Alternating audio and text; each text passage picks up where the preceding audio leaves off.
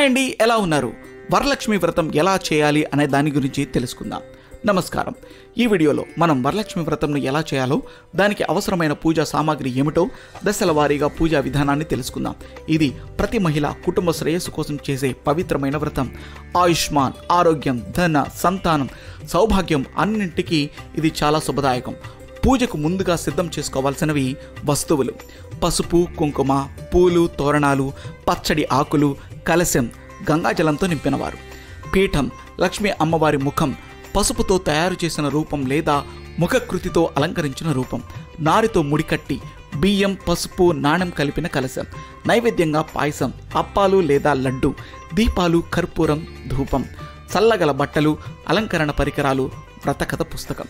పూజా విధానం: స్నానం మరియు శుద్ధి. ఉదయం స్నానం చేసి శుభ్రంగా ఉండాలి. పూజ చేసే ప్రదేశాన్ని శుభ్రపరచాలి. రంగవల్లి వేసి పూజా స్థలాన్ని పూలతో అలంకరించాలి. పూజా విధానంలో రెండవ స్టెప్: పీఠాన్ని సిద్ధం చేయండి. పసుపుతో లేదా పట్టు వస్త్రంతో పీఠంపై మగం లేదా చిన్న టేబుల్ ఏర్పాటు చేసి దానిపై వ్రతం జరిపే అమ్మవారి స్థానం సిద్ధం చేయాలి. పూజా విధానంలో మూడవ స్టెప్: కలశంలో గంగాజలం నింపి అందులో తులసి ఆకు, పసుపు, నాణెం, బియ్యం వేసి కొబ్బరికాయతో ముడికట్టాలి. దానిపైన పసుపుతో తయారు చేసిన అమ్మవారి ముఖాన్ని ఉంచి పూలతో అలంకరించాలి. ఈ విధానంలో నాలుగవ స్టెప్: ఆవు నెయ్యి లేదా నువ్వుల నూనెతో దీపారాధన చేసి వరలక్ష్మి వ్రతానికి శ్రీకారం చుట్టండి. ఈ విధానంలో ఐదవ స్టెప్: పవిత్రంగా నిల్చొని లేదా కూర్చొని పూజా సంకల్పాన్ని ఉచ్చరిస్తూ శ్రావణ మాసే శుక్రవాసరే వరలక్ష్మి వ్రతం చేయుచున్నాను అని స్వయంగా మనస్ఫూర్తిగా సంకల్పించాలి. ఆరవ విధానం: పసుపు కుంకుమలతో అమ్మవారికి తలంపులు పెట్టాలి. పూలు, తులసి నైవేద్యం సమర్పించాలి. నామాలు 8 లక్ష్మీల పేర్లతో చదవాలి. ధనలక్ష్మి, ధాన్యలక్ష్మి, గజలక్ష్మి, శాంతిలక్ష్మి, విద్యాలక్ష్మి, వీరలక్ష్మి, సౌభాగ్యలక్ష్మి, రామలక్ష్మి. అమ్మవారికి అష్టోత్తర శతనామావళితో పూజ చేయవచ్చు.